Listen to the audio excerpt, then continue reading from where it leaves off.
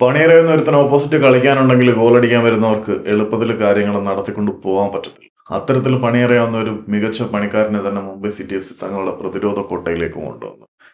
നമ്മുടെ ലാസ്റ്റ് വീഡിയോയുടെ കമന്റ് ബോക്സിൽ മുംബൈ സിറ്റിയുടെ അപ്ഡേറ്റിനെ കുറിച്ച് വീഡിയോ ചെയ്യാൻ പറഞ്ഞിരുന്നു. പക്ഷേ അൺഫോർച്ചുനേറ്റ്ലി എനിക്ക് വീഡിയോ അപ്ലോഡ് ചെയ്യാൻ കുറച്ച് ടൈം വേണ്ടി വന്നു. റിയലി സോറി, അയ്യോ ആൻ അപ്പോളജി ബ്രോ. അപ്പം കഴിഞ്ഞ സീസണിൽ ഒഡീഷ എഫ് സിക്ക് വേണ്ടി വളരെ മനോഹരമായിട്ടുള്ള പ്രകടനം കാഴ്ചവെച്ച് കാർലോസ് സേവിയർ ഡെൽഗാഡോ എന്ന സെന്റർ ബാക്കിനെ മുംബൈ സിറ്റി എഫ് സി തങ്ങളുടെ കൂടാരത്തിലേക്ക് കൊണ്ടുവരാനുള്ള നീക്കങ്ങളെല്ലാം ഏകദേശം പൂർത്തീകരിച്ചിരിക്കുകയാണ്. ഗോള് തടുക്കാൻ ഇയാളോളം മികവുള്ള കാം ആൻഡ് കമ്പോസ്റ്റ് പ്ലെയർ വേറെ ഇല്ല എന്ന് തന്നെ പറയാം. വളരെ മെച്യൂർഡായിട്ട് സിറ്റുവേഷൻസ് ഹാൻഡിൽ ചെയ്യുന്ന ഡെൽഗാഡോയെ നമ്മൾ കഴിഞ്ഞ സീസണിൽ അത്ഭുതത്തോടെ കണ്ടു തന്നതാണ്.